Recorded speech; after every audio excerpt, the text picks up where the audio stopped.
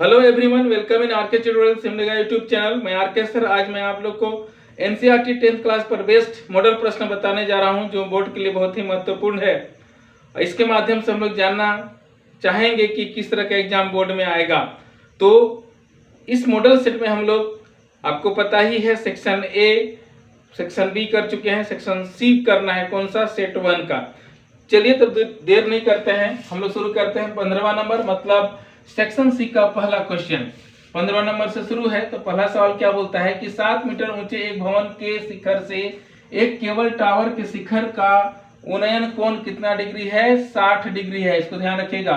और इसके पाद का उन्नयन कोण कितना? 45 डिग्री है। टावर की ऊंचाई ज्ञात करनी है। क्या बोलता है? 7 मीटर ऊंचा भवन। तो क्या करेंगे हम लोग? सबसे पहले तो 7 मीटर ऊंचा भवन हम लोग ले लेते हैं। मान लीजिए ये 7 मीटर है भवन की ऊंचाई, इसका नाम देते हैं ए बी। 7 मीटर ऊंचे भवन के शिखर, ऊंचे भवन के शिखर से एक केबल टावर, मान लीजिए केबल टावर इधर है ना, एक केबल टावर मान लीजिए ले लेते हैं, ये ऊंचाई है। इसकी ऊंचाई क्या हो गया? A B. तो यहाँ दे दीजिए सी, यहाँ हो गया क्या? डी। तो इसका बेस तो समान होगा ना, यहाँ से दे देते हैं, इसका बेस आधार हो गया।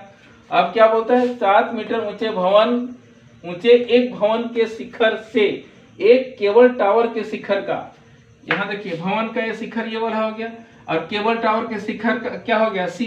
तो ए से सी को क्या कर देते हैं हम लोग? मिला देते हैं। तो क्या बोलता है? तो केबल टावर के शिखर का उन्नयन कोण कितना है? 60 डिग्री है। मतलब कहाँ 60 डिग्री? तो कोण तो यहाँ नहीं बन रहा है, तो बनाना पड़ेगा ना। यहाँ से एक रेखा खींचना है जो बीडी का क्या है? समानांतर है। तो ये जो कोण हो रहा है वो कितना डिग्री का है? 60 डिग्री का है। हो गया। अब क्या बोलता है? ये 7 मीटर का, तो 7 मीटर यहाँ लिख दिए। जब ये ए बी 7 मीटर होगा तो ए बी सी डी, तो यहाँ पर ई डाल देते हैं। तो ये ई भी क्या होगा? आपका 7 मीटर का ही होगा। ये देखने वाली बात है और समझने वाली बात है। अब क्या है आगे? और इसके पाद का उन्नयन कोण, किसके पाद का उन्नयन कोण? इसका क्या होता है? टावर का पाद का उन्नयन कोण क्या था? 45 डिग्री है। तो टावर की ऊंचाई ज्ञात कीजिए। मतलब यहां से उन्नयन कोण बनाइएगा। उन्नयन कोण कहां से होगा? ऐसा, ठीक है। उन्नयन कोण 45 का है। तो यहाँ पर जो कोण बनेगा वो कितना का होगा? 45 डिग्री का होगा। और ये कोण 45 का होगा, तो ये भी आपका कितना डिग्री का? 45 का होगा। क्योंकि ये जो लाइन है क्या, बीडी और ए ई क्या है? एक दूसरे के समानांतर है। तो यहाँ पर एकांतर कोण बन रहा है ना, यहाँ उन्नयन कोण के माध्यम से। तो ये 45 हो जाएगा, ये क्या हो जाएगा? 45।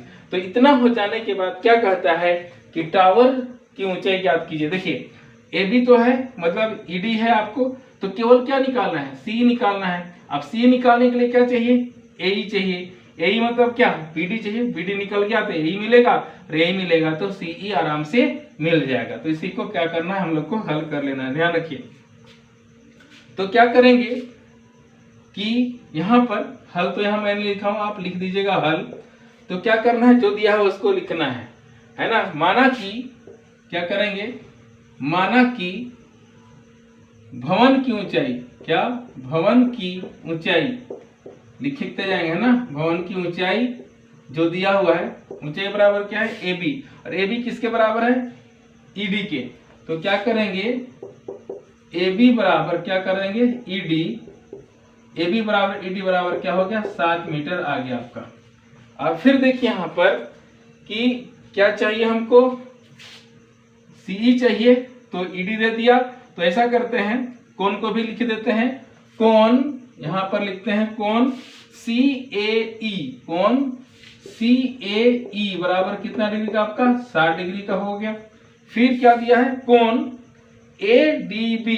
ये 45 से 45 होगा ना, तो कोण ए डी बी, कोण या तो दोनों को आप लिख सकते हैं। कोण ई ए डी, दोनों को लिख देता हूं मैं। कोण ई ए, देखिए ई ए डी मतलब ये वाला, ई ए डी बराबर कोण कौन सा? A D B. A D B बराबर क्या? 45 डिग्री। क्यों? क्योंकि क्या है? एकांतर कोण है।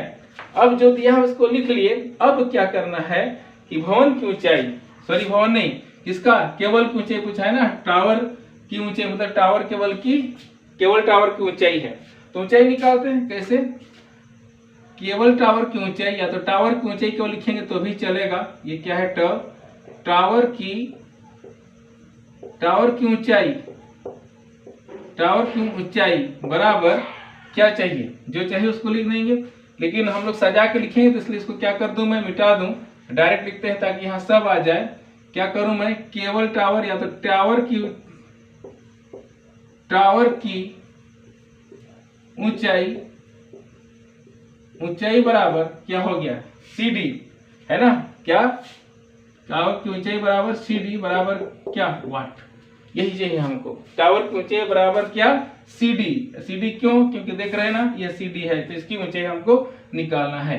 इसके बाद ना हम लोग क्या करते हैं, त्रिभुज ABD लेते हैं, क्योंकि यहाँ भी 90 है, देख रहे हैं आप, क्योंकि सीधा भवन की ऊंचाई है ना, टेढ़ा तो नहीं बनाते हैं, इसलिए त्रिभुज ABD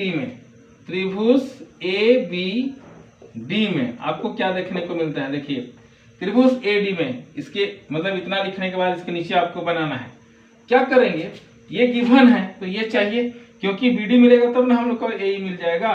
तो क्या करेंगे, इसके और इसके बीच में रिलेशन बनाएंगे, किसके परिप्रेक्ष्य में, 45 डिग्री के। तो यहाँ सामने वाला देखिए, यहाँ सामने देखिएगा तो सामने वाला लंब, ये हो गया क्या, आधार। अब संबंध किसके बीच में बनाते हैं, जो दिया हुआ है और जो निकालना है। तो देख रहे हैं इसके सामने वाला क्या हो गया, P, और बच गया सो क्या हो गया, B। तो P/B बराबर क्या होता है, tan थीटा। तो tan थीटा तो नहीं लिखेंगे, थीटा के स्थान पर क्या, 45 डिग्री। तो tan 45 डिग्री बराबर क्या होगा, P/B। अब P क्या है आपके पास, ध्यान रखिए, P का वैल्यू क्या है, AB, है ना, डाल दिया मैं AB, और B का वैल्यू क्या है, BD, मैं डाल दिया यहाँ BD। अब tan 45 डिग्री का वैल्यू क्या होता है, 1। आपको याद रखना पड़ेगा इसको। तो tan 45 डिग्री का वैल्यू 1, या तो मैं बता चुका हूं कि कैसे वैल्यू निकालते हैं, उसको भी सीख लीजिएगा, तो एग्जाम से पहले फटाफट ग्राफ में बना लीजिएगा तो भी चलेगा। तो चलिए 1, तो 1 मतलब 1/1 हो गया सुविधा के लिए। अब AB का वैल्यू आपके पास क्या है, 7 मीटर 7, और BD आपको चाहिए तो मैं लिख दिया क्या यहाँ पर, BD। अब क्या करिए, चक्रीय गुणन, BD का क्या हो जाएगा, BD बराबर क्या हो गया, 7 × 7, मतलब 7 मीटर हो गया क्या, BD। ये 7 मीटर हो गया, ये 7 तो ये भी 7 मीटर मिला, ये 7 तो ये भी क्या होगा, 7 मीटर होगा। कौन सा, AE, इसलिए मैं यहाँ पर क्या लिख दिया हूँ, 7 मीटर। या तो इसको लिख सकते हैं या में क्या, BD बराबर क्या, AE बराबर कितना हो गया, 7 मीटर आ गया। इतना काम खत्म। जब इतना काम खत्म हो गया तो आपको क्या करनी है आगे, मतलब इसके नीचे आपको बनानी है। क्या करेंगे हम लोग, त्रिभुज CEA में, क्योंकि ये मिल गया तो ये निकालना आसान। तो क्या करेंगे, त्रिभुज CEA में, त्रिभुज CEA में क्या दिख रहा है आपको, CEA में यहाँ पर ये लाना है और ये दिया हुआ है, तो ही P/B हो जाएगा, लंब बटे आधार। P/B मतलब लंब बटे आधार। तो tan कितना होगा, 60 डिग्री, क्योंकि वहां 60 डिग्री दिया है, tan 60 डिग्री बराबर P/B, सेम केस वही P/B लंब बटे आधार। P का वैल्यू है CE, क्या हो गया, CE बटे क्या हो जाएगा, CE बटे क्या हो जाएगा, AE बोलिए या तो EA बोलिए, आपकी इच्छा। A ही कर देता हूं, AE क्यों, क्योंकि यहाँ पर A लिखे हैं। अब tan 60 डिग्री का वैल्यू होता है √3 मतलब कुछ नहीं है, मतलब नीचे 1 डाल दीजिए। उसके बाद क्या करना है आपको, CE का वैल्यू चाहिए आपको, तो लिख दिया मैं CE बटे AE का वैल्यू तो आपको पता है ना क्या है, ये 7, ये भी 7 हो गया। आप चक्रीय गुणन कर दीजिए, CE का क्या हो गया, CE बराबर 7 और √3 को गुना किए 7√3, इतना मीटर हो गया आपका C का वैल्यू। अब इसके बाद क्या करना है हम लोग को, इसके बाद क्या करना है कि हमको CD की ऊंचाई चाहिए। CD की ऊंचाई करना बहुत ही आसान है, लेकिन मेरा बोर्ड भर गया, आप ध्यान रख रहे दे रहे होंगे, इतना आप बना लीजिए। इसको करने के बाद आगे ध्यान रखिए, बस क्या ध्यान रखना है कि हमको CE मिल गया है क्या, C बराबर 7√3 मीटर, और ED का वैल्यू तो आपके पास क्या है, 7 मीटर। ये दोनों को क्या कर देंगे, जोड़ देंगे, तो हम लोग को क्या, टावर की ऊंचाई मिल जाएगा। तो उम्मीद करूं समझ में आ रहा होगा। तो चलिए मैं इसको मिटाता हूं, उसके बाद क्या करता हूं, हल बनाता हूं। आसान है, कठिन नहीं है, इसके घबराने वाली बात नहीं है, बस मैं इसको मिटा दे रहा हूं। ध्यान रखिए, ये कठिन नहीं है, आपको लगता होगा कि ये कठिन है, बस ध्यान रखिएगा कैसे बनेगा। मैं इसको केवल नहीं मिटा रहा हूं, आपको ध्यान रखिए कैसे, है ना, कैसे क्या करना है आप, टावर की ऊंचाई, इसलिए टावर की ऊंचाई बराबर आपके पास क्या है, सी डी लिखे हैं हम ना, सी डी। और सी डी को हम लोग क्या लिख सकते हैं, सी जोड़ ई डी लिख देते हैं, इसको सीई जोड़ क्या करेंगे, ईडी लिख देते हैं। अब सी का वैल्यू क्या है देख रहे हैं ना, 7√3 प्लस क्या हो जाएगा, ईडी का वैल्यू क्या है 7। अब ये तो नहीं जोड़ सकते हैं, कॉमन निकाल दीजिए, यहाँ 7 है ना, 7 कॉमन, यहाँ क्या बचेगा √3 प्लस 7 बाहर आ चुका है 1, मतलब इसको इसके साथ गुना करने से ही मिलेगा। अब क्या कीजिए 7। अब ऐसा करते हैं, हालांकि आपका एनसीईआरटी बुक तो यही आंसर बोलता है, लेकिन आप चाहें तो हल कर सकते हैं। √3 का वैल्यू 1.73 प्लस क्या हो गया 1, तो फिर इसको आप गुना कर दीजिए, कैसे 7 गुना, ये 1.73 में 1 जोड़ दीजिएगा तो क्या होगा 2.73। अब इसको 7 से गुना कर दीजिए, क्या हो जाएगा आपको, ये 7 दिया क्या हो गया 21, हाथ में क्या हो गया 2, 7 7 49, 50 51 हो गया ना, हाथ में 5, 7 दूना 14 और 5 क्या हो गया आपके पास 19 हो गया ना इतना। अब देखिए दशमलव का कितना 2 अंक, तो यहाँ डाल दीजिए दशमलव, तो इतना मीटर हो गया किसकी ऊंचाई, टावर की ऊंचाई। आप इसको आंसर लिख दीजिए। तो उम्मीद करूं समझ में आ गया होगा। तो चलिए शुरू करते हैं क्वेश्चन नंबर 16। क्वेश्चन नंबर 15 समझ में आ गया होगा, तो चलिए शुरू करते हैं। क्वेश्चन नंबर 16 क्या बोलता है, एक खिलौने की त्रिज्या 3.5 सेंटीमीटर वाले एक शंकु के आकार का है जो उसी त्रिज्या वाले अर्धगोले पर अध्यारोपित है। उस खिलौने की संपूर्ण ऊंचाई 15.5 सेंटीमीटर है। तो इस खिलौने का संपूर्ण पृष्ठीय क्षेत्रफल ज्ञात कीजिए। सबसे पहले चित्र को समझिए, क्या बोलता है, एक खिलौने की त्रिज्या कितना है 3.5 सेंटीमीटर वाले एक शंकु के आकार का है, शंकु के आकार का है जो उसी त्रिज्या वाले अर्धगोले पर, अर्धगोला मतलब एकदम आधा कटोरी के समान होगा, ध्यान रखिए अर्धगोला। तो मान लीजिए मैं ले लिया क्या अर्धगोला, ये हो गया आपका अर्धगोला, यहाँ से जाएगा ना इसकी त्रिज्या, ये त्रिज्या हो गया मान लीजिए अर्धगोला है, एकदम कटोरी नगड़ा जैसा मैं बोला ना। उसके बाद क्या बोलते हैं, इसके ऊपर एक शंकु लगा हुआ है, तो शंकु मान लीजिए ये शंकु हो गया, इसकी ऊंचाई ले लेते हैं ऐसा शंकु, ये खिलौना बन गया। अब क्या बोलता है, इसका केंद्र कुछ होगा, मान लीजिए वो केंद्र हो गया, तो इसकी जो त्रिज्या होगी, त्रिज्या तो यहाँ भी होगा, यहाँ तक ये वाला भी होगा इसकी त्रिज्या, तो जो आर होगा इसका कितना है, इसका जो आर जनरली ये भी हो सकता है, ये आर बराबर आपका कितना है 3.5, कितना है 3.5 सेंटीमीटर इसका आर हो गया। अब इसकी तो ऊंचाई हम लोग लेंगे, क्या ऊंचाई ले लिए इसका, और ये इसको बोलते हैं एल, इसको बोलते हैं एच, यहाँ से किसका, ये शंकु का, मतलब ऊपर वाला भाग शंकु हो गया, तो ये मिल गया आपका एच। एच बराबर कुछ दिया है क्या, संपूर्ण ऊंचाई दिया है, लेकिन इसका एच नहीं दिया है, इसका एच नहीं दिया है, किसका एच नहीं दिया है, शंकु का ऊंचाई नहीं दिया है। एल ये क्या बोलते हैं, त्रिज्यक ऊंचाई को बोलते हैं एल। तो देख रहे हैं कि इसकी त्रिज्या यहाँ से यहाँ तक 3.5 है। अब एक चीज बोल दिया है, खिलौने की संपूर्ण ऊंचाई, मतलब यहाँ से यहाँ देखिएगा इसको, कहाँ से कहाँ, पूरा का पूरा यहाँ से यहाँ तक, तो नीचे से ऊपर तक इसकी संपूर्ण ऊंचाई आपके पास कितना है 15.5 सेंटीमीटर है आपके पास। तो 15.5 सेंटीमीटर है, तो इसकी जो ऊंचाई बनेगी आपके पास, ध्यान रखिए इसको मैं थोड़ा सीधा कर दूं ताकि आपको भी देखने में अच्छा लगे, नहीं तो फिर बोलिएगा सर तो टेढ़ा बना दिए हैं, आ गया। तो ये जो यहाँ पर आपका ओ हो गया, ठीक है, ये आपका क्या है ओ है, इसकी ऊंचाई, ये संपूर्ण ऊंचाई मतलब यहाँ से यहाँ तक, तो ये 15.5 है। एच निकालना बहुत आसान है कि यहाँ से यहाँ तक 3.5 है, तो यहाँ से यहाँ की जो ऊंचाई होगा ये भी तो 3.5 है, क्योंकि ये वाला भी त्रिज्या है इसका, ये वाला भी त्रिज्या है इसका। तो 15.5 में हम लोग 3.5 घटा देंगे, तो 15 में 5 घटाइएगा तो क्या मिलेगा 10 है ना, तो सॉरी यहाँ पर 5 नहीं है 3.5 है, तो 15 में से 3 घटाइएगा तो क्या होगा, मतलब 15.5 में 3.5, समझ रहे हैं ना, तो क्या होगा 12.0 मतलब 12 सेंटीमीटर। तो इसकी जो h हुआ, h मतलब यहाँ से यहाँ देख लीजिएगा, यहाँ से यहाँ की जो हाइट होगी, ये हाइट कितना होगा, h बराबर आपका कितना होगा जी 12 सेंटीमीटर होना ही होना, यहाँ से यहाँ की ऊंचाई। तो जब आपको सब मिल गया तो क्या करें, आर निकल गया, आपको एल चाहिए, आपको एच निकल गया यहाँ से, तो एल चाहिए। क्यों चाहिए? क्योंकि शंकु का जो ऊंचाई क्षेत्रफल होता है, पृष्ठीय क्षेत्रफल क्या होता है, पाई आर एल।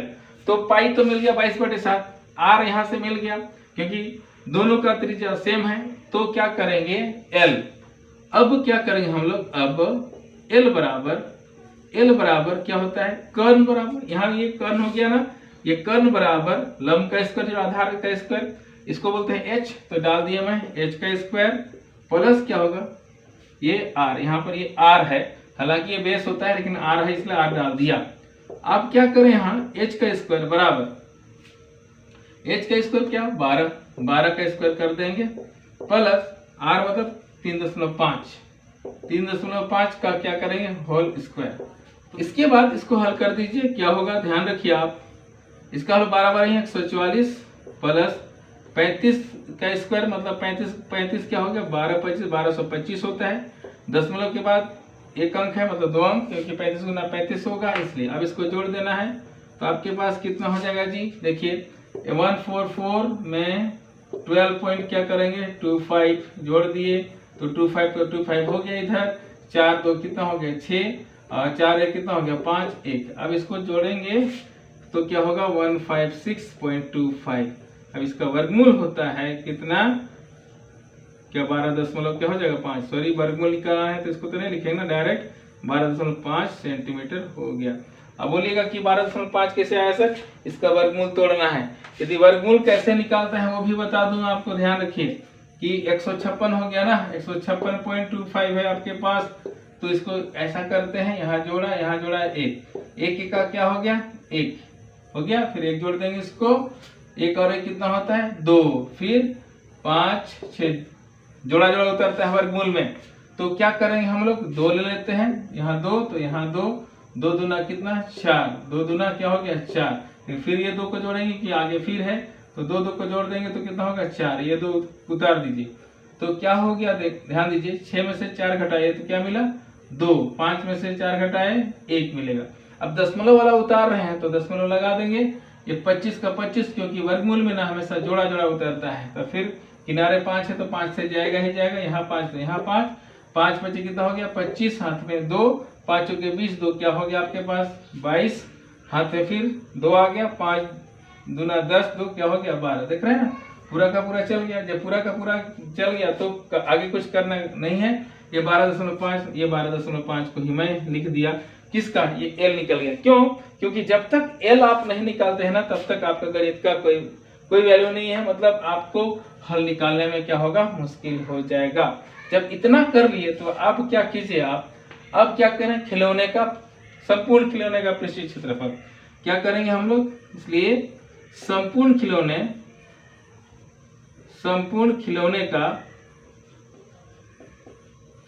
का पृष्ठीय क्षेत्रफल शॉर्टकट लिखता हूं इसको, क्या होगा आपका संपूर्ण पृष्ठीय क्षेत्रफल बराबर क्या होगा आपका, ये शंकु का पृष्ठीय क्षेत्रफल, क्या शंकु का पृष्ठीय क्षेत्रफल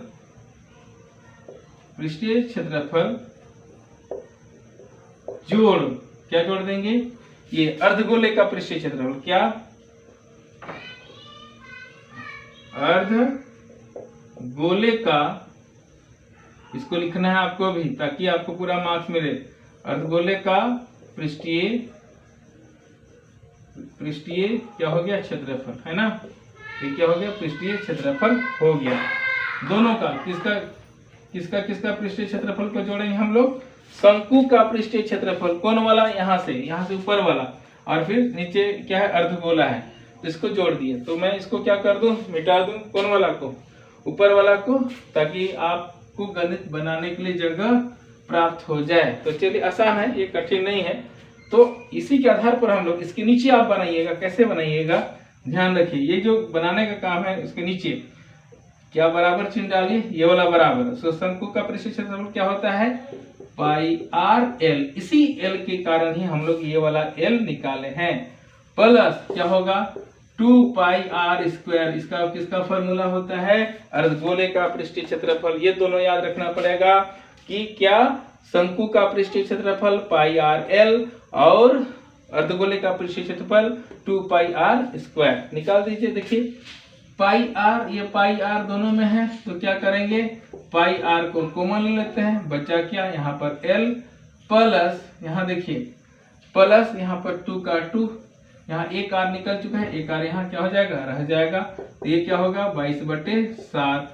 r का वैल्यू आपके पास कितना है जी, त्रिज्या 3.5 आपको पता है, तो लिख दीजिए यहाँ पर 3.5 इंटू आइए l का वैल्यू क्या है, देखिए l का वैल्यू निकाले हैं 12.5, 12 क्या हो गया 5 प्लस 2 गुना r का वैल्यू क्या है 3.5, तो लिख दिया मैं 3.5।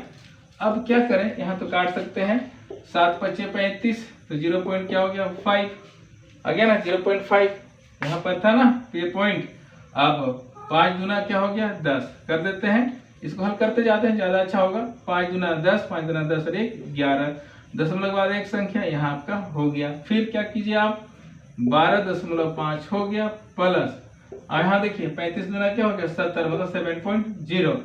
अब इसको क्या करना है कि 11 दशमलव के बाद 0 है, कोई वैल्यू नहीं है, गुना। अब 12 और 7 को क्या करना है, जोड़ देना है, तो 12 और 7 क्या हो गया 19 हो गया ना, 12 और 7 क्या हो गया 19, 19 दशमलव क्या हो गया 5 आ गया। अब इसको क्या करना है, गुना कर देना है, कोई कठिन काम नहीं है। 11 × 5 कितना हो गया आपके पास 55। आप बोलिएगा सर ये पॉइंट को क्यों नहीं लिखे, क्योंकि दशमलव के बाद यदि उधर 0 रहता है तो कोई वैल्यू नहीं है उसका, इसलिए क्या कर दिया गुना कर दिया। कैसे, 11 × 5 = 55, 11 × 9 = 99, 99 100 और 11 × 9 = 99 हुआ ना, और उसमें क्या जोड़ देंगे 5, तो 104 हो गया। कितना 104, तो इसको क्या लिख देंगे हम लोग 4। कैरी में कितना है, ये वाला 10, ध्यान रखिएगा। फिर 11 × 1 = 11, 11 और 10 कितना हो गया 21, तो लिख दीजिए यहाँ पर 21, लेकिन दशमलव के बाद एक संख्या, तो थोड़ा सा इसको सजा के लिख दूं, तो यहाँ पर दशमलव, क्यों, क्योंकि दशमलव के बाद एक संख्या है। तो खिलौने का संपूर्ण पृष्ठीय क्षेत्रफल क्या हो गया 21, मतलब 214.5 क्या है सेंटीमीटर स्क्वायर, क्योंकि क्षेत्रफल है, इसलिए इसका यहाँ पर आंसर हो जाएगा। बस ध्यान रखिएगा, ये इसको लिखने के बाद ही आप इसको लिखेंगे। कैसे, यहाँ से l निकालिएगा, l प्राप्त हो जाएगा, तो ये फॉर्मूला लिखना है, मतलब संपूर्ण खिलौने का पृष्ठीय क्षेत्रफल निकालना है, तो दो चीज को जोड़े हैं, शंकु का पृष्ठीय क्षेत्रफल जोड़ अर्धगोले का पृष्ठीय क्षेत्रफल, इसको जोड़ दिए। तो क्या किया मैं, फिर इसी के अनुसार शंकु का पृष्ठीय क्षेत्रफल πr ले लिया और अर्धगोले का पृष्ठीय क्षेत्रफल क्या 2πr ले लिया, तो दोनों को हल कर दिया। आप देख रहे हैं कैसे हल करना है, आराम से क्या खिलौने का पृष्ठीय क्षेत्रफल निकल गया, मतलब ये खिलौना जो दिया हुआ है। उम्मीद करूं समझ में आया होगा। तो चलिए शुरू करते हैं क्वेश्चन नंबर 17।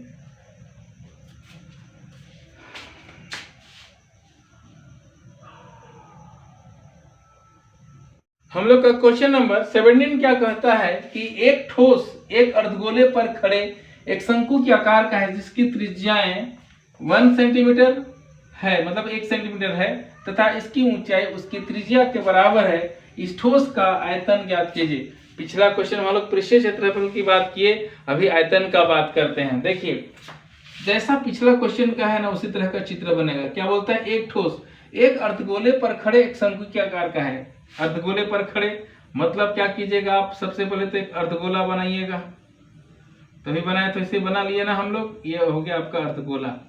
अर्धगोला में क्या करना है कि ऐसा तो रहेगा ना सामने वाला अर्धगोले का, इसी के ऊपर एक शंकु है जिसकी त्रिज्या और उसकी ऊंचाई बराबर है। देखिए एक अर्धगोले पर खड़े एक शंकु के आकार का है जिसकी त्रिज्या 1 सेंटीमीटर है, जिसकी त्रिज्या मान लीजिए यहाँ पर r बराबर क्या कर लेते हैं 1 सेंटीमीटर में डाल दिया, ठीक है 1 सेंटीमीटर डाल दिया। अब क्या बोलता है, तथा इसकी ऊंचाई उसकी त्रिज्या के बराबर है। इसकी त्रिज्या मतलब इसकी त्रिज्या जितना है इधर 1, तो भी क्या होगा 1 ही होगा ना, तो उसी के आधार पर हम लोग इसकी ऊंचाई तय कर लेते हैं, है ना, इसकी ऊंचाई तय कर लेते हैं। तो हम लोग की ऊंचाई करीब करीब हम लोग मान लेते, थोड़ा बहुत कम बेसी हो कोई बात नहीं, लेकिन जितना बड़ा r है, मतलब यहाँ से r हो गया, देखिए मेरा हाथ ये r हो गया, तो ये भी क्या होगा r ही होगा। तो यहाँ से जो ऊंचाई होगा, यहाँ से मान लीजिए यहाँ पर o डालते हैं, ये ऊंचाई भी होगा, वो भी क्या होगा r। तो यहाँ से आप इसका बनाते हैं तो इस तरह की आकृति आपको देखने को मिल रही है। कैसे? इस तरह की आकृति। पर ध्यान रखिएगा, यहाँ पर जो आकृति हमारा बन रहा है ये यहाँ पर इसकी जो त्रिज्या है या तो इसकी ऊंचाई है त्रिज्या के बराबर है। ठीक है, ये ऊंचाई मतलब यहाँ से यहाँ की जो ऊंचाई होगी, देखिए फिर से मैं बता रहा हूँ, ये h है, h और ये r क्या होगा? बराबर होगा। मतलब h बराबर भी क्या होगा? आपका 1 सेंटीमीटर ही होगा। क्लियर हो रहा है? और ध्यान रखिए यहाँ से यहाँ इसकी भी ऊंचाई क्या है? 1 ही सेंटीमीटर, क्योंकि ये त्रिज्या है तो ये भी तो इसकी क्या होगी? त्रिज्या होगी। तो इतना हो जाने के बाद क्या करना है आपको? इस ठोस का आयतन निकालना है। तो ठोस का आयतन ध्यान दीजिए, अब डायरेक्ट मैं बना रहा हूं। ठोस का आयतन क्या होगा? ठोस का आयतन बराबर क्या होगा? ठोस का आयतन मतलब शंकु का आयतन। क्या लिखेंगे हम लोग? शंकु का आयतन जोड़ क्या होगा? ये आयतन है, जोड़ क्या होगा? अर्धगोले का आयतन। अर्धगोले का आयतन आसान है, अर्धगोले का आयतन। उसके बाद इसका मान भर देते हैं। क्या? शंकु का आयतन क्या होता है? 1/3 पाई r स्क्वायर h प्लस अर्धगोले का आयतन क्या होता है? 2/3 पाई r क्या हो गया? क्यूब। अब ध्यान रखिए, इसको हल करने का प्रयास करते हैं। 1/3 का 1/3 पाई, इसका मतलब क्या होता है? सब गुना में है ना, मैं गुना में ही लिख देता हूँ ताकि आपको क्लियर हो जाए। पाई 1/3 गुना पाई गुना r का स्क्वायर। आप देखिए h को कुछ कर सकते हैं क्या? h किसके बराबर है? त्रिज्या के बराबर है ना। तो हम लोग इस h को r में कन्वर्ट कर सकते हैं। क्यों? क्योंकि r भी 1 सेंटीमीटर, h भी क्या है? 1 सेंटीमीटर तो बराबर है। तो इसको h के स्थान पर, इस h के स्थान पर क्या लिख देंगे? r प्लस क्या कीजिए? 2/3 पाई r क्यूब। अब फिर हल करते हैं तो क्या होगा? आपके पास 1/3 पाई r और एक r, और यहाँ पर भी तो पावर 1 हुआ ना, तो r क्यूब हो गया प्लस 2/3 पाई r क्यूब। हल कर देते हैं। देखिए इसको हम लोग और थोड़ा सजा कर लिख सकते थे। कैसे? देखिए मैं थोड़ा सा यहाँ पर मिटा के कर रहा हूँ, ध्यान रखिए। 2/3 को क्या लिख सकते हैं? 1/3 into 2 into pi r cube लिख सकते हैं ना, क्योंकि इसको हल कीजिए 2 1 2 2/3 आएगा ना, पाई का पाई r क्यूब। अब देखिए 1/3 यहाँ भी है, 1/3 पाई r, 1/3 पाई r, तो यहाँ पर क्यूब है ना, यहाँ भी क्यूब कॉमन ले लीजिए। 1/3 पाई r का क्या हो गया? क्यूब। यहाँ टोटल का पूरा कॉमन ले लिए तो क्या बचेगा? 1 यहाँ पर बचेगा कुछ नहीं, मतलब 1 प्लस यहाँ पर 1/3 निकल गया, पाई निकल गया, r क्यूब निकल गया, तो क्या बचा आपके पास? 2। तो लिख दिया मैं 2। अब क्या कीजिएगा? आप यहाँ पर वैल्यू पुट कर दीजिए। 1/3 का 1/3। अब क्या बोलता है? इस ठोस का आयतन ना पाई के पदों में लिखना है। किसका? पाई के पदों में। पाई के पदों मतलब पाई को कोई छेड़छाड़ नहीं करना है, पाई को रहने दीजिए आप यहाँ।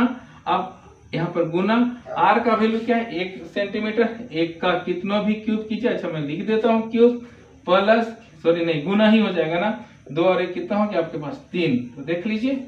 अब इसको क्या करेंगे? हल करते हैं आप, तो आपके पास क्या आएगा? मैं यहाँ से थोड़ा आगे की ओर बढ़ता हूँ, इधर हल करते हैं। तो 1/3 का 1/3 आ गया, गुना पाई आ गया, गुना 1 का पावर कितना भी लगाइए क्या होगा? 1 ही होगा। गुना क्या है आपके पास? 3। क्यों? क्योंकि ये 2 जोड़ 1 3 किए हैं तो कट जाएगा ना, 3 3, 1 1 1, और 1 से पाई को गुना कीजिएगा तो क्या होगा? पाई। तो ये पाई के रूप में क्या हो गया? इसका आंसर आ गया। किसका? ठोस का आयतन। इसी को हम लोग क्या लिख देंगे? आंसर। ये आसान है। मतलब कहने का मतलब क्या है कि ठोस का आयतन क्या है? पाई मतलब 22/7, और 22 को 7 से भाग देते हैं तो कितना आता है आप जानते ही होंगे। तो इस तरह से क्वेश्चन नंबर 17 भी बन गया। तो चलिए शुरू करते हैं क्वेश्चन नंबर 18। हमारा क्वेश्चन नंबर 18 क्या कहता है? निम्न आंकड़ों का माध्य ज्ञात कीजिए। बहुत आसान, ये सांख्यिकी का है, जानते हैं। माध्य ना 3 विधि से निकालते हैं, प्रत्यक्ष माध्य, कल्पित माध्य और पग विचलन। तो ये क्वेश्चन ना कुछ नहीं बोला है, माध्य निकालना है और छोटी संख्या है, इसलिए हम लोग क्या करेंगे? प्रत्यक्ष माध्य से निकालते हैं। तो इसके लिए ना ये तो आपका क्वेश्चन इस तरह का दिया हुआ रहेगा और दिया हुआ है मॉडल सेट में। तो कैसे बनाना है? तो क्या करना है? वर्ग अंतराल। देख ध्यान दीजिए, यहाँ पर वर्ग अंतराल को हल में क्या कीजिएगा, जैसा है वैसा ही लिखना है इसको, और क्या क्या निकालना है पता चल जाएगा आपको। सबसे पहले यहाँ क्या लिख लेंगे हम लोग, वर्ग अंतराल। वर्ग अंतराल जो क्वेश्चन में दिया रहेगा उसी को लिखना है ना। वर्ग अंतराल हो गया। उसके बाद लिखेंगे हम लोग बारंबारता। बारंबारता जो दिया हुआ है, बारंबारता हो गया आपके पास। एक चीज बोलूं, यही वर्ग जो बारंबारता है इसी को हम लोग बोलते हैं क्या, एफ आई। क्या बोलते हैं, एफ आई। कहीं कहीं पर एफ मान के चलता है तो इसको घबराना नहीं है। उसके बाद क्या निकालना है आपको, एक्स आई निकालना पड़ेगा। क्या निकालना पड़ेगा, एक्स आई। एक्स आई क्या होता है, मध्य बिंदु। क्या होता है, इसलिए आप इसको मध्य बिंदु भी बोल सकते हैं, मध्य बिंदु। इसी को बोलते हैं हम लोग एक्स आई शॉर्टकट में। आप एक्स आई निकालने के बाद आपको और एक चीज निकालना पड़ेगा, एफ आई एक्स आई। क्या, एफ आई और एक्स आई। ये एफ आई एक्स आई क्या होता है, जानकारी के लिए बता दूं, ये एफ आई और एक्स आई को जब गुना कीजिएगा तो ही एफ आई एक्स आई मिलेगा। इसमें आगे की का काम करते हैं हम लोग, यहाँ पर क्या करते हैं, जो बना हुआ है उसी के आधार पर हम लोग भागते हैं। यहाँ पर हमारा हो जाएगा, थोड़ा मैं इसको ठीक से कर दूं ताकि आपको समझ में आए। आसान है, आपको बस फॉर्मूला याद रखनी है, आराम से हो जाएगा। तो क्या है, 0 से हो गया आपका 10, फिर आ गया 10 से क्या 20, फिर आ गया 20 से क्या आ गया 30, फिर 30 से 40, यहाँ तक है। फिर 40 से क्या हो गया आपके पास 50, और 50 से आपका लास्ट बनता है क्या 60। ध्यान रखिएगा, है ना। इसी के अनुसार हम लोग बना लेते हैं, क्योंकि वैल्यू तो आपका सबको पुट करना ही करना है। जब तक आप सबका वैल्यू पुट नहीं कीजिएगा, हल नहीं निकालिएगा, मतलब इसको जो चाहिए वो नहीं निकालिएगा तो मुश्किल है। अब उसके लिए क्या करना है आपको, कि फॉर्मूला याद रखना है, क्योंकि जब तक आपको फॉर्मूला याद नहीं होगा तो आप कतई नहीं निकाल सकते हैं। फॉर्मूला चाहिए, क्योंकि फॉर्मूला के बगैर मुश्किल है। तो ये हमारा क्या हो गया, चार्ट बन गया। कहने का मतलब इसके लिए जो जो चाहिए, क्योंकि आपको पता है कि माध्य बराबर क्या होता है, माध्य, जिसको शॉर्टकट में ऐसा x का बार लिखते हैं माध्य को, है ना। तो माध्य बराबर होता है क्या, सिग्मा एफ आई एक्स आई। क्या है, ये एफ है ना, सिग्मा एफ आई एक्स आई बटे सिग्मा एफ आई। ये सिग्मा होता क्या है, कुल। तो ये कुल निकालेंगे किसका, एफ आई का। एफ आई का भी कुल चाहिए और एफ आई एक्स आई का भी कुल चाहिए। तो ये एफ आई एक्स आई चाहिए, तो एक्स आई जब तक नहीं निकालेंगे तो मुश्किल है। तो कैसे करेंगे, एफ आई भर दीजिए इसको, 5 हो गया, 8 हो गया, फिर 10 हो गया, फिर आपके पास क्या हो गया 3, देखिए 3, और ये हो गया 8, फिर आपके क्या है 6। तो यहाँ से मिल जाएगा क्या है आपको, सिग्मा एफ आई।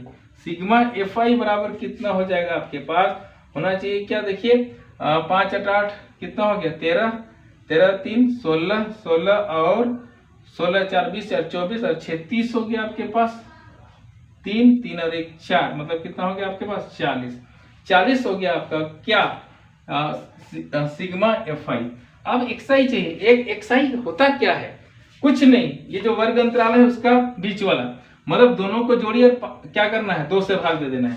कोई भी है, मतलब इसको क्या करना है, कहीं पर भी किसी को भी जोड़िए, दोनों को जोड़ना है। मान लो यहाँ निकालना है तो 20 और 30 को जोड़िए और 2 से भाग दे दीजिए। यहाँ पर देखिए 0 और 10 को जोड़े तो 10 को 2 से भाग दे दीजिएगा तो क्या होगा, यहाँ पर 5 हो गया। तो यहाँ पर 10 और 20 को जोड़िएगा तो क्या 30 को 2 से भाग देंगे 15। लेकिन इसे ही पता चल रहा है ना कि 10 और 20 के बीच में क्या है 15, जब हम लोग जान ही गए हैं। हालांकि नियम क्या है, दोनों को जोड़िए 2 से भाग दीजिए, लेकिन पता चल रहा है कि 10 से 20 के बीच में 15 होता है तो मैं 15 लिख दिया। 20 और 30 के बीच में क्या होता है 25, तो मैं लिख दिया 25। फिर 40 और 30 के बीच में क्या होता है 35, तो मैं लिख दिया 35। फिर 40 और 50 के बीच में क्या हो गया जी 45, और फिर आपका क्या होता है 50 और 60 के बीच में क्या हो गया 55, मैं लिख दिया 55। अब क्या करना है आपको, एक ही उपाय, इसको तो गुना करना पड़ेगा, कोई उपाय नहीं इसके अलावा। 5 5 कितना हो गया 25 हो गया ना। अब देखिए 15 8 120, 15 8 120। अब देखिए 250 को 10 से गुना कीजिएगा, 250 लिखिए, 0 लगा दीजिए। अब क्या है 3 से इसको करना पड़ेगा। 3 5 कितना हो गया आपके पास 15, 3 तिया 9 और 1 क्या 10 हो गया ना। अब फिर देखिए इसको 8 से 8 25 40, 8 × 5 = 40 हुआ ना, हाथ में 4, 8 × 4 = 32, 33, 34, 35, 36 मतलब 360 हो गया। अब देखिए बच्चा जैसा कर रहे हैं अंगुली गिन गिन के, तो आपको समझ में आना चाहिए। 6 × 5 क्या हो गया 30, हाथ में कितना आया 3, 6 × 5 30 और 3 33 हो गया।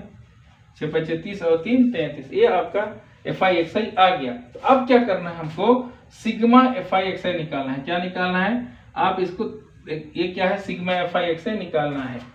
सिग्मा FI/XI आप लिख सकते हैं यहाँ पर क्या, सिग्मा FI/XI, और बराबर ने यहाँ पर जगह नहीं है, यहाँ बराबर लिख दीजिए। तो क्या आएगा आपका सिग्मा FI/XI, है ना।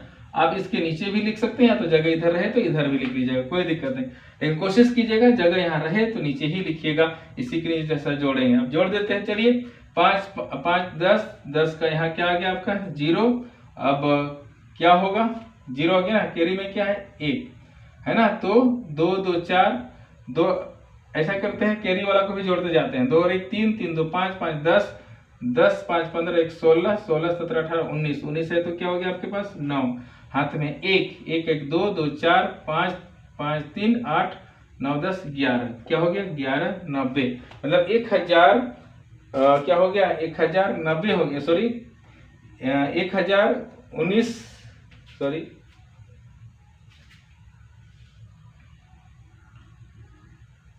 टोटल कितना हो गया 1190, मतलब 1190 आपका हो गया।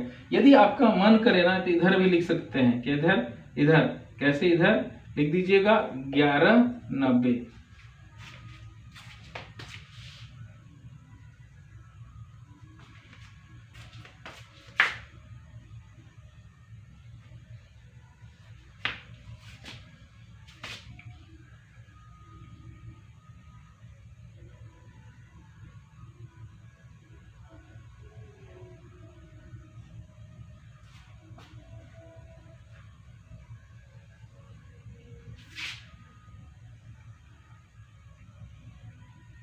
टोटल आपका कितना हो गया 1190, मतलब 1190, ये आपका हो गया।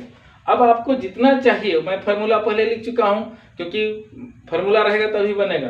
तो फार्मूला क्या होगा सिग्मा FI/XI, देखिए सिग्मा 1100 कितना आ गया 90, ये 1190 क्या है आपका सिग्मा FI/XI। तो लिख दीजिए यहाँ पर फार्मूला में क्या 1190 बटे, आप सिग्मा FI देखिए 40 है, लिख दिया मैं 40, इसको क्या कहें 0 0 खत्म। अब भाग दीजिए, आप 4 से डायरेक्ट दे दीजिए, या तो आप रफ में दीजिएगा तो भी चलेगा, नहीं तो काट देंगे, जैसे मैं काट देता हूं ना, कैसे 4 दूना कितना हो गया आपके पास 8, 8 9 10 11, 3 बचा, 3 और 9 क्या हो 39 हो गया। तो क्या हो गया 4 4 6 24, 4 7 28, 4 8 32, 4 9 36, तो 4 9 क्या हो गया 36 आपके पास, 36 33 39, 3 बचा ना, 3 बचा मतलब 30, तो 4 7 28, 28 क्या बचा फिर 28 29 30, 2 बचा, तो 4 5 क्या हो गया 20, बराबर कितना आ गया 29.75, ये आपका आंसर हो गया। यदि आपको डाउट हो कीजिए कि डायरेक्ट 0 0 काटने के बाद क्या बचा है 119, ये रफ का काम है, ध्यान रखिएगा। 119 को क्या से 4 से, तो 4 से भाग दे दीजिएगा तो क्या होगा 4 दूना 8, अब 11 में से 8 घटाइएगा तो क्या मिला 3, 39 हो गया। तो 4 9 कितना हो गया 36 आ गया ना, इधर रफ इधर वाला आपका गणित है, तो जानने के लिए मैं आपको बता रहा हूँ। 9 में से 6 घटा दीजिएगा 3, तो क्या अब नहीं जाएगा, दशमलव लगाइए, फिर क्या 0, तो 4 7 कितना हो गया 28 आ गया ना यहाँ पर 28। तो फिर आपको क्या मिला, एक 10 में से 8 2, यहाँ कुछ नहीं तो 0, तो क्या हो गया 4 5 आपका कितना हो गया 4 5 20, पूरा का पूरा गया ना, अभी 4 5 20 पूरा का पूरा गया, तो 29.75, 29.75, इसी को मैं क्या कर दिया आंसर में लिख दिया हूं। तो ये तो आपका किसका क्या का काम था, रफ का काम था। तो इतना आपको करने का जरूरत तब पड़ेगा जब आप 119 को 4 से नहीं काट सकते हैं, तब मैं तो काट के बता दिया हूं, आंसर आ गया। यदि काटने जानेगा तो इसको करने की आवश्यकता नहीं है, एकदम नहीं, फटाफट काट के आंसर निकाल देना है ना। तो एक तरह से मैं बोलूं तो इसकी आवश्यकता नहीं थी, बस इसको जानना था, इसलिए मैं तो इसको क्या लिखा, अन्यथा इसकी आवश्यकता नहीं है, लेकिन मेरा काम है बताना, इसलिए मैं इसको बता दिया। इस तरह से आपका माध्य निकल गया कितना 29.75, मतलब 5 नंबर फिक्स है। और एक सवाल तो सांख्यिकी के साथ आना ही आना है, एक तो माध्य निकालना रहेगा, तो माध्यिका, एक तो बहुलक। तो आप तीनों को करके रखिए। अगला क्वेश्चन माध्यिका ही है, मैं देखा हूं प्रश्न, तो माध्यिका कैसे निकालने वो भी सिखा दूंगा मैं। तो माध्य, माध्यिका और बहुलक मैट्रिक में तय है, एक क्वेश्चन आएगा 5 नंबर का, इसलिए आप रेडी रखिए। चलिए ये 18 नंबर खत्म हो गया, तो 19 नंबर क्वेश्चन शुरू कर। चलिए आप शुरू करते हैं इस सेट का क्वेश्चन नंबर 19, जो लास्ट क्वेश्चन है। आपको पता है कि इसमें से को कितना करना है, 3 क्वेश्चन ही आपको करना है, मतलब एक एक क्वेश्चन 5 का, 5 या 15 नंबर का है। तो ध्यान रखिए क्या कहते हैं, निम्न आंकड़ों का माध्यिका ज्ञात कीजिए। मैं अभी बोला ना कि माध्य, माध्यिका और बहुलक में क्वेश्चन आएगा ही आएगा, 100% तय है, हर एक साल आता है, तो आप बना लीजिएगा। और आसान क्वेश्चन देता है, तो क्या करेंगे, हल में इस तरह का क्वेश्चन रहेगा। तो आपका ड्यूटी है कि जिसको क्या बोलते हैं हल में, कैसे थोड़ा सजाइएगा, कैसे वर्ग अंतराल, तभी मैं किया वैसे ही वर्ग अंतराल। देखिए वर्ग अंतराल कर दिया, वर्ग अंतराल में जो है ना उसको हम लोग लिख लेंगे, जो भी रहे, है ना, जो भी रहे, ये आपका बन रहा है डाटा। अब मैं क्या किया, देखिए 10 से कितना है आपका 25, फिर 25 से आपका क्या है 40, फिर देखिए 40 से आपका हो गया कितना 55, फिर 55 से आपका हो गया 70, फिर 70 से हो गया आपका कितना 70 से हो गया क्या 85, 85 से हो गया आपका, दिख रहा है 85 से कितना हो गया आपका 100 हो गया। देखते हैं, इसी का हल करना ही करना है, इसमें बहुत ज्यादा जोड़ घटाव करना नहीं है, बस आप क्वेश्चन को पकड़ के रखिए और फार्मूला बेस्ड क्वेश्चन है सब, फार्मूला याद रखिए, फार्मूला को ना आप क्या करना है पुट कर देना है, आंसर आपका निकल गया। तो यहाँ पर आपका है बारंबारता, बारंबारता आ गया आपका। उसके बाद एक और होता है संचयी बारंबारता, इसको अपने से निकालना पड़ेगा, संचयी बारंबारता, है ना, क्या हो गया संचयी बारंबारता। आसान है, बस शर्त है कि आपको फार्मूला याद रहे। अब फार्मूला नहीं है तो सांख्यिकी क्षेत्रमिति बनेगा ही नहीं, हो गया। तो अब मैं भर देता हूं इसको। बारंबारता में क्या है, 2 है, 3 है, 7 है, 6, 6, 6। अब इसी को हम लोग क्या करते हैं, n बोलते हैं। तो n बराबर, है ना, पता चलना चाहिए। देख लीजिए, 6 दूना 12, 6 18, 6 चौके 24, 25, 25 और 5 कितना हो गया 30। तो ये हमारा हो गया 30, इसका n आ गया। n की आवश्यकता पड़ेगी क्योंकि माध्यिका बराबर, देखिए माध्यिका बराबर क्या होता है इसको आपको जाननी है। तो मैं ना इधर लिखता हूँ क्योंकि कुछ कुछ चीजों को जानना पड़ेगा। माध्यिका बराबर क्या फॉर्मूला होता है उसको मैं पहले यहाँ लिख दूं। माध्यिका बराबर क्या होता है, L प्लस क्या होता है n/2 माइनस CF बाय क्या होता है F गुना क्या होता है H। ये आपका क्या है फॉर्मूला है, क्या, माध्यिका बराबर L plus n/2 into minus CF by F गुना H। तो ये सारी चीजें आपको चाहिए, इतनी चीजें आपको चाहिए। तो क्या करना है, सबसे पहले L फाइंड आउट करना है। L कहाँ से निकालेंगे, देखिए सबसे पहला काम आप संचयी बारंबारता निकालिए। संचयी बारंबारता निकालना बहुत आसान, कुछ नहीं, इसको तो पहले 2 का 2 लिख दीजिए यहाँ। अगला में ना इसमें क्या करना है, जोड़ते जाना है, 2 और 3 5 हो गया, जोड़ दिए। 5 में फिर 7 जोड़िए, नीचे वाला को जोड़ते जाना है ऐसा। 7 5 और 7 क्या हो गया 12 हो गया। 12 में से 6 जोड़िए, फिर 18 हो गया। 18 में फिर ये वाला 6 को जोड़ दिए, 18 और 6 कितना हो गया 24 हो गया। 24 में फिर 6 जोड़ दीजिए 30। हमेशा देखिएगा कि ये जो माध्यिका निकाला रहता है n 30 और ये 30 क्या होता है, हमेशा बराबर होता है। ये 30 और 30 बराबर नहीं हो रहा है, मतलब आपका गणित गलत है। तो इतना ही काम था आपका, यहीं पर इतना ही काम था। अब इसमें से जो चाहिए L चाहिए तो सब निकालना है ना। क्या करना है आप अब करके इसको लिखिए, पहले क्या क्या चाहिए। अब L चाहिए, कहां से आएगा, n/2 से हमको सबसे पहले आता है। सबसे पहले n/2 करना है, n/2, ताकि सब मिल जाए। n/2 इसको बोलते हैं माध्यक वर्ग की, है ना। n/2 कहाँ, यहाँ n/2 कर दीजिए। n/2 मतलब n का वैल्यू आपके पास 30 है, तो 30 को 2 से भाग दे देना है, मतलब 2 से भाग दीजिएगा तो क्या होगा, 15 होगा, है ना। ये होता है n/2। अब 15 निकल जाता है तो क्या करते हैं, यहाँ पर ना देखते हैं संचयी बारंबारता में ये जो n/2 आया है ना, n/2 का जो वैल्यू होता है वह n/2 से क्लोज कौन है, मतलब नजदीक संख्या कौन है। यहाँ देखिए 12 और 18 है ना, किसके 15 में 12 और 18 आया। लेकिन एक चीज मैं आपको बताना चाहूंगा कि कभी भी इसका जो क्या बोलते हैं माध्यक वर्ग निकालना है ना, माध्यक निकालना है, तो यहाँ पर n/2 निकालिएगा तो, और संचयी बारंबारता में खोजिएगा तो जो क्लोज होगा उसमें ना बड़ी संख्या को लेना है। किसको, बड़ी को, छोटी तरफ मत दिएगा। हालांकि छोटी से भी गणित बनता है लेकिन आंसर मैच नहीं करता है, थोड़ा कम बेसी दशमलव में होता है। इसलिए जैसे 12 और 15 हुआ ना, तो ये 18 को हम लोग लेंगे, क्या, ये हो गया आपका माध्यक वर्ग। तो यहाँ पर देख लीजिएगा संचयी बारंबारता माध्यक वर्ग, है ना। अब ये हो गया माध्यक वर्ग, कहां से निकाले, n/2 से।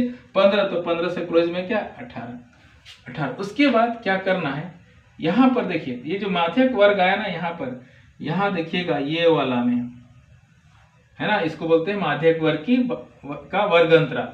तो यहाँ जो L आए, L चाहिए, L यहीं से, क्या जो माध्यक वर्ग होता है उसकी निम्न सीमा, इधर वाला को निम्न सीमा, इधर वाला को ऊपरी सीमा, मतलब बाएं तरफ जो भी है वो निम्न सीमा कहलाता है, इधर वाला ऊपरी सीमा। तो हमको निम्न सीमा चाहिए तो क्या मिल जाएगा आपको, 55 मिल गया ना, आपको 55 L मिल गया। n/2 आपको पता है। अब CF होता क्या है, CF होता क्या है कि माध्यक वर्ग है ना, जो माध्यक वर्ग आया उससे ऊपर वाला जो भी है, जो भी संख्या, यहाँ 12 रहेगा तो यही 12 आपका क्या कहलाया, CF कहलाया। CF खत्म। अब चाहिए F, क्या चाहिए, F चाहिए। क्या है आपका F कौन वाला, जहां से आपका माध्यक वर्ग होता है उसी पर जाइएगा, F वाला में। ये बारंबारता को ही F बोलते हैं ना, यहाँ आइएगा F तो ये हो गया आपका F। मैं जानबूझ के सबको घेरा कर दे रहा हूँ, आपको घेरे करने की कोई आवश्यकता नहीं। आप जैसा यहाँ मैं लिख रहा हूँ वैसा लिखिएगा। मैं तो इसलिए घेरा कर रहा हूँ कि आपको समझ में आए। यदि घेरा कर भी दीजिएगा तो कोई फर्क नहीं पड़ता, लेकिन आप नहीं भी करके इस तरह से लिखिएगा। सबको लिखना जरूरी है, तब जाके वैल्यू पुट कीजिएगा। नहीं तो ऐसा नहीं कि डायरेक्ट फॉर्मूला लिखे और हल कर दे, नहीं, एक एक चीज को लिखिए ताकि सर जब कॉपी चेक करें तो उसको दिक्कत ना हो। अब CF निकालना है। अब CF तो यहाँ से, सॉरी 12 मैंने लिखा हूँ, लिख दिया। CF माध्यक वर्ग से ऊपर वाला, और F चाहिए हमको, ठीक है। F क्या चाहिए, कहाँ, ये F वाला में जाइएगा जहां माध्यक वर्ग रहे।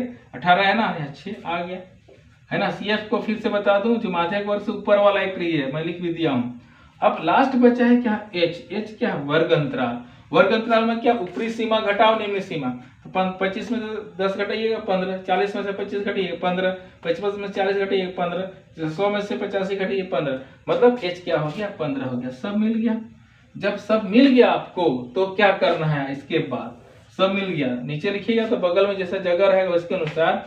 तो माध्यिका बराबर क्या होगा, ध्यान रखिए, माध्यिका बराबर, फॉर्मूला तो लिखना जरूरी है। क्या लिखेंगे, L प्लस क्या, n/2 फिर माइनस CF बटे क्या हो जाएगा, इसको n को हम लोग को थोड़ा ऊपर लिखना था, तो ठीक से लिख दूं इसको, n/2 माइनस CF बटे क्या होगा, यहाँ पर ब्रैकेट हो जाएगा, क्या हो जाएगा यहाँ पर F गुना क्या हो जाएगा आपका H। आ गया, खत्म। इसी के अनुसार आप देखिए वैल्यू पुट कीजिए। L कहाँ से लाएंगे, देखिए लिख दिया मैंने एक एक चीज को, 55 लिख दिया, 55 में प्लस n/2 निकाल चुके, n/2 15, तो लिख देंगे 15, लिख दिया मैं 15, फिर माइनस का माइनस, CF का वैल्यू देखिए 12 है तो मैं लिख दिया 12 बटे F का वैल्यू देखिए यहाँ से ना, चाहे यहाँ से देखिए 6 है तो लिख दिया मैं 6 गुना H का वैल्यू आपके पास कितना है, H का वैल्यू 15, यहाँ पे लिख दिए हैं 15, नहीं तो आवर्ग अंतराल में जाके देख सकते हैं। हो गया, इसका गुना 15, नहीं भी गुना लगेगा तो चलेगा, आप लिख दीजिए 55, हल कर देना है 55 प्लस 15 में से 12 घटाइएगा तो क्या 3 मिल गया, 3/6। यहाँ पर तो गुना है 15, काट दीजिए, है ना। कैसे, जैसे आपकी इच्छा हो। 3 एका 3, 3 दूना 6। आप 15 को भी हम लोग काट सकते हैं, कोई दिक्कत नहीं है। या तो आपकी इच्छा हो तो क्या करें, 55 प्लस क्या 15/2 लिख लीजिए, या तो 15/2 लिख के 15 को भाग दे दीजिए। या तो मैं तो बोलूंगा आपको कि ऐसा नहीं, यहीं पर काट दीजिए ना। 3 एका 3, 3 दूना 6 किए, 2 से काटिए, 2 7 कितना हो गया 14। 1 बचा ना, तो 2 5 10। इसमें 15 का आधा क्या होता है 7.5, मतलब 7.5 होता है ना जी। तो क्या करें 7.5 कर दीजिए। अब क्या करना है, दशमलव के बाद तो यहाँ नहीं है, तो 7 5 क्या हो गया 12, हाथ में 1, 5 और 1 क्या 62, दशमलव के बाद 5। ये आपका क्या बन गया आंसर। लेकिन इसमें क्या है कि आपको ना ये समझना है फॉर्मूला क्या है। फॉर्मूला जब तक नहीं है आपका नहीं बनेगा। फॉर्मूला याद रहे तो आपको पता चल जाता है ना, L चाहिए, n/2 चाहिए, CF चाहिए, F चाहिए H। तो जब फॉर्मूला आपको याद रहेगा ना, तो ये सारी चीजें आप निकाल लीजिएगा। कहाँ से, जो गिवन डाटा है वहां से निकल गया सब। और मैं एक एक चीज को इंगित करके बताया हूं कि कौन कहां पर है, कैसे निकालिएगा। बस सबसे पहला ध्यान रखिएगा n/2। n/2 कहां से देखिएगा, जो बारंबारता है उसको जोड़िएगा तो ये वाला n होगा, उसको भाग देना है। और इसका जो क्लोज होगा, इससे क्लोज 15 है तो 12 18 है 15 का क्लोज में। लेकिन छोटी संख्या को नहीं लेना है, किसको लेना है, बड़ी को लेना है। इसलिए मैं 18 को लिया। बड़ा तरफ जाइएगा, छोटा तरफ नहीं जाइएगा। सेम टू सेम मिल जाएगा तो उसी को लेना है। तो इस तरह से क्या हो जाएगा, बन जाएगा। तो ये वाला जो क्या है फॉर्मूला था, उसको तो मैं वो जानने के लिए मैं लिखा था। तो ये थ्रोली में कैसा बनाना है उसको बना दिया। 5 नंबर कहीं नहीं जाएगा, आराम से बन जाएगा। उम्मीद करूं कि आपको समझ में आ रहा होगा और आ चुका होगा, क्योंकि सेक्शन ए और सेक्शन बी सेट ए का मैं दे चुका हूं, एक सेक्शन सी। इस तरह से हम लोग का सेट ए समाप्त होता है। अगला क्लास में मैं सेट बी दूंगा, तो उम्मीद करूं आप इसको अच्छे से कर लीजिएगा। इसी टाइप का क्वेश्चन आएगा। उम्मीद कुछ हो सकता है कि ईसा यहाँ से भी उठा के देगा, लेकिन इसी टाइप का क्वेश्चन रहेगा और इससे हार्ड नहीं मानने वाला है। और बहुत बार तो यहाँ से क्वेश्चन देता ही देता है मॉडल सेट से, तो अगर दे देगा तो और अच्छी बात है। इसलिए कर लीजिएगा, आपका प्रैक्टिस भी हो जाएगा। और ये आ गया तो फिर सोने पे सुहागा आप बना लीजिएगा। उम्मीद करूं आपका ये सब क्लियर हो गया है। तो मिलते हैं सेट 2 में। Thank you very much for watching my video. और लास्ट में मैं जरूर बोलूंगा कि यदि आप मेरा चैनल को सब्सक्राइब नहीं किए तो सब्सक्राइब कर दीजिए, लाइक कीजिए, शेयर कीजिए। जितना हो सके आप मेरा क्लास का फायदा उठाइए। एक बार फिर से बहुत बहुत धन्यवाद मेरा वीडियो देखने के लिए।